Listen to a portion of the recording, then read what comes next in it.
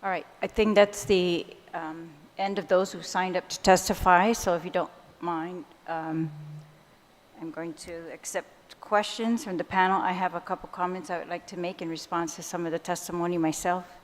I'd like to begin just to correct some of the facts. First of all, the current process, the arbitrators consist of 3 panel members. There's a very certain company that you must go through, 3 arbitrators. 1 is an attorney, 1 is a physician, 1 is neither a doctor, lawyer, or representative of a healthcare institution or insurance company. There are not 2 doctors on that arbitration panel. Some of you said that. That's not correct. There's only 1 doctor on that arbitration panel. And so I admit, yes, a panel of arbitration, an arbitration panel which has 1 doctor on it is different than the pre-screening panel or the pre-screening judge, right? He's not a doctor necessarily, might be, but he's probably not. But these options are still available under the law. If you like the current arbitration system, you can avail of the current arbitration company. You can have the 3 panel members. You have to get agreement by the patients. And we have seen doctors do this, insurance companies do this in recent cases. And these were all published in the newspaper. There's an excellent article outlining the history of medical malpractice on Guam, which outlines those cases as well, where in order to get the patients into this arbitration, the doctors or the company, the insurance company, paid for the arbitration. And that's the options. It's like if they can't afford it, you can pay for it, your insurance companies can pay for it, or if neither of you is willing to pay for it or able to pay for it, we are providing a government-funded, 1-person pre-screening panel. And this is with the same intent, to stop the floodgates, not open the floodgates. It's confidential screening to prevent frivolous claims. We've proposed to add an additional language on top of the current language that prevents frivolous claims. Somebody wants lawyers to be punished. They will be punished with fines for frivolous claims. And with the language we are proposing, it's going to be additionally reinforced that every judge in every case, if it goes beyond pre-screening to a trial, is going to have to determine whether that was frivolous or not. So they're not going to escape. They're not going to willingly put themselves up to be sanctioned. No one does that. And I know none of you intended, no one who went into the medical profession, I agree with you, intended to hurt anyone. And not a single senator in here is claiming that. No one has said that that is your intent. There's one problem before us. The arbitration that was passed by Dr. Perez and others who worked on that legislation was intended to be faster and less expensive. But it ends up that it is not. That's the reality. So all good intentions, it was not to prevent poor people from filing claims. It was absolutely not intended to do that. So I'm not going to stand that we on Guam are going to continue to do that. So I have come to the tables and worked repeatedly with the doctors. We get accused of meeting with them privately. We've tried all kinds of things. I've tried hearing after hearing. This is the forum. And I am accepted testimony, and we have made amendments to the bill, and some of your testimony makes it sound, I have to be frank, that maybe we don't understand the bill or the compromises that have been made. Some of the testimony is very specific, and I very much appreciate that. Dr. Blounce, Ms. Greeno, very specific about the language, about acknowledging that the compromises that have been made include penalties and coverage. And I really want to stress this because this bill does not change the current standard of care, meaning what you are practicing now and you think is not malpractice, is it going to be exactly the same if this bill is passed. That standard of care continues. No one is lessening or increasing the standard of care. In fact, what we have proposed is to add on additional coverage. And I just want to read it because I want to make sure everyone can hear that. The current standard of care is not a stateside standard, it's this community standard. It's the duty, practice, or care by a reasonable physician in the same field, meaning your field, not the fields that we don't have, that you are trying to cover. It's in your field. If someone in your field practicing medicine in this community with the supplies and equipment and lack of specialists that we have at the time of the alleged malpractice, that's the standard. And our bill does not change that standard. So if you are practicing today and it's not malpractice, it's not going to be malpractice tomorrow. In fact, we've proposed to add on that provided that it shall be an affirmative defense that can be disputed for a physician who in good faith with the informed consent in writing of the patient provided care in another specialty because of the unavailability of a practitioner on island who offers said specialty, when the failure to provide said care would have adverse consequences for the patient. This reiterates that we want you to do what you are doing. We want you to go above and beyond. We want to protect you when you do that because of our particular circumstances. We want to protect you when you do that. That's what language is intended to do, and if you have better language suggested, please submit that, because this was submitted in previous hearings. A lot of this language was submitted in previous hearings, and that's the intent, is to go even beyond the current standard of care and protect you more for your going above and beyond. But nothing in this bill opens floodgates. It adds additional protections. We are not giving this to someone on the street to determine whether it's frivolous or not. We're giving it to a pre-screening judge who is going to be appointed by the judiciary, the Chief Justice. He's going to be an existing judge or whoever they decide to appoint, and it's a judge. And we might not like judges or lawyers, but unfortunately, that is our legal system. And this is another thing. I did not invent the legal system. I did not invent that courts are the ultimate fact finder and determination. They make the determinations, the final determinations of whether malpractice has occurred or not, and whether claimants are going to recover. They make that determination now in every case. This is constitutionally allowed to claimants.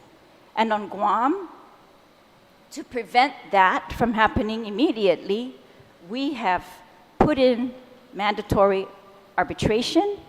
This bill proposes to allow mediation. It proposes to allow a pre-screening judge. And let me remind you that we also allow juries to make a determination of whether malpractice has occurred. They're not trained at all. So the court's testimony that magistrates are not trained and will need training, we've changed the magistrates, so we've put the judges in, and the judges are making those determinations today. in every jurisdiction.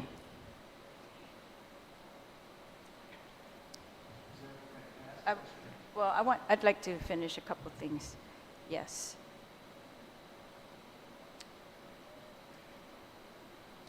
We talked about the lack of specialists on Guam and how that's a perennial problem, and a problem even prior to Bill 112. And, you know, yes, I'm a lawyer, but I'm also a lawmaker. And that's what I'm here to do, is when the court signaled to us that there's a problem with our laws, we're trying to fix it. And we have worked with you. We have seen your diagrams and your spreadsheets and the bill that you proposed to another senator that has not been introduced. And that actually provides alternative funding supposed to handle, to cover the arbitration costs, but it doesn't. It didn't. At least when I looked at one version, it didn't. It's not enough. And so unless you want all the taxpayers to pay for the most expensive process available, I'm proposing that taxpayers pay for one of the least expensive processes available with the same degree of competence and fairness and the same effect of buffering practitioners from frivolous claims. And I apologize that even the word malpractice and the discussion of it really causes pain. I'm sorry for that. I do not intend that.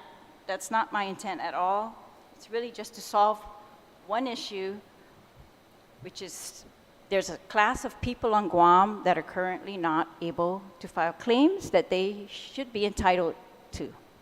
Not that we have bad doctors. No one said that.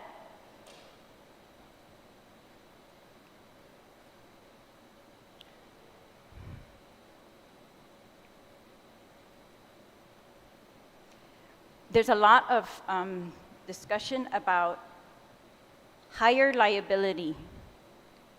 And the higher liability is not clearly making sense to me. With the current standard of care being continued and the additional coverages and the additional screening processes available prior to trial. These are the same processes in other jurisdictions, and they're not mandatory in those others, and we're making them mandatory here. So even if they don't want to go through arbitration, even the pre-screening process is mandatory here, and it's not in every jurisdiction that way.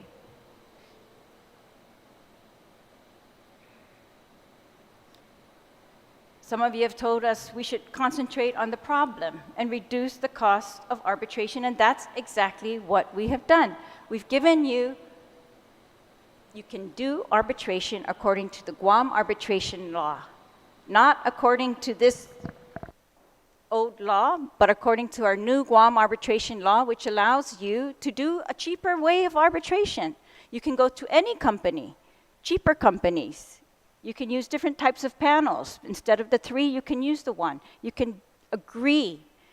And this is how arbitration for every other profession is done. And I'm offering it to the medical profession as well. That you can use this arbitration panel or arbitration system that works for all other claims around the world. And I've seen doctors come to these agreements with patients to use these types of arbitration, and so I believe that that is very possible. That's why we've listened to you. We've put in a 45-day period. The Guam Medical Society proposed additional time for that period.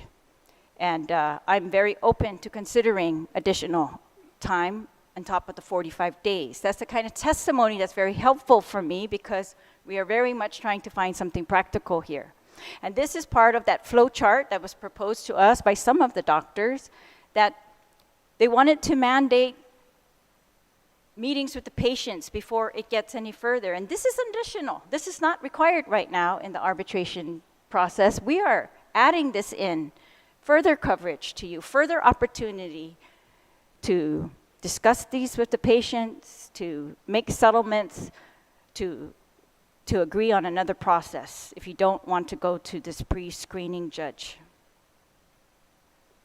And I'm open to the time periods and some of the other suggestions that were provided in details.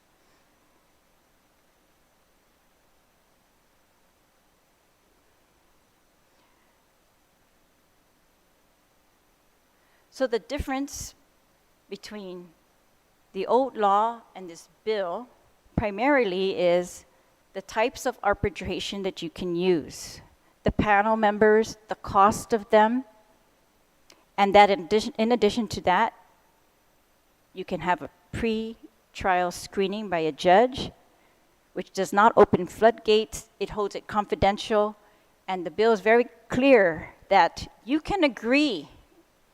If you are satisfied with that pre-trial determination, you can agree to hold this confidential forever.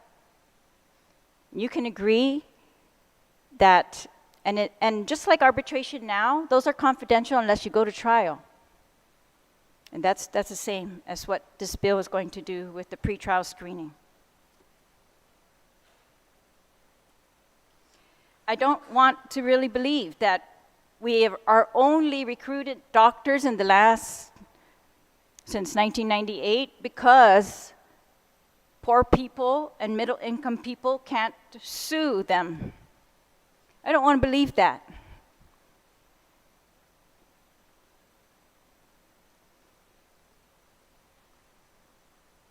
And I don't want, that's a testimony, but I'm going to speak only for myself and not for my colleagues when I say this, that credibility, we know this affects you. And I'm trying my best to continue to protect you and just do a fair process.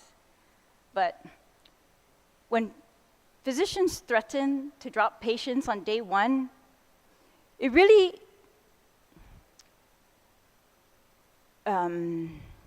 affects credibility in my book. It's, you are currently doing what you do under the current standard of care. That standard of care is going to be the same. The process, the screening, is not going to be any easier. They're still going to have to meet that standard of, that they're going to have to meet their burden of proof. It's just going to change to a court, either an arbitration fee that you agreed on or a lesser fee. That's it.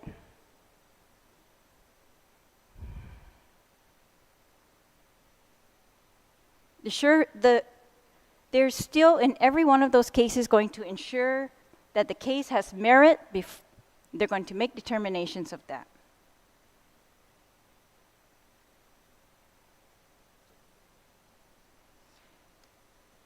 I've heard a long list of people who we should have consulted. We've consulted all of those. We've invited doctors, all health professionals. We've had testimony, and those are all posted on my website, still available. Insurance companies, testimonies, and patients. And let's not forget the patients.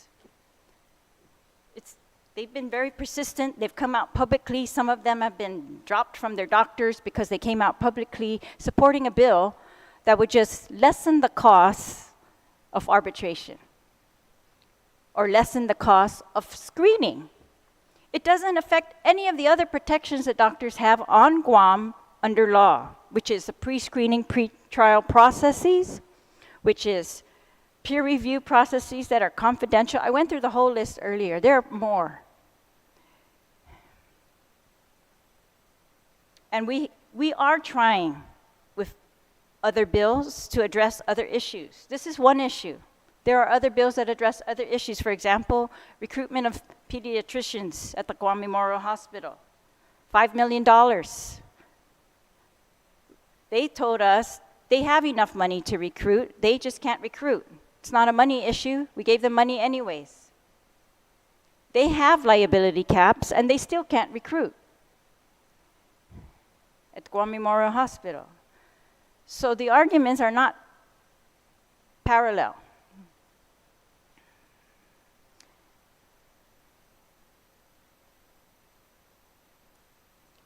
So yes, I just want to put those on the record as well, and I want you to hear that from me directly, that I'm not trying to hurt anyone here. I'm trying to just make the process a little bit fairer as it was intended to be. It was not intended to be draconian. I don't believe that. I think we're better than that. So, Senator Taichigui, if you have any questions. Yes, can I have the senators, and then yes, we will. Thank you, Madam Speaker.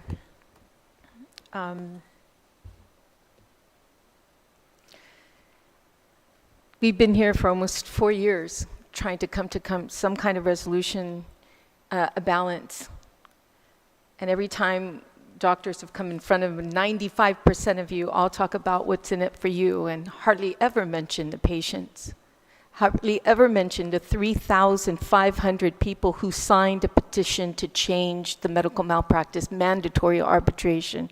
That's only on this island. No other jurisdiction has this except Guam. It's really disheartening, you know, because you took an oath. I'm not saying all the physicians here are in it for whatever monetary reasons, but they're here to really help people. There are a lot of good doctors here, but there's some are bad. And if you tell a parent who's lost a child to medical malpractice, it doesn't matter how many good doctors there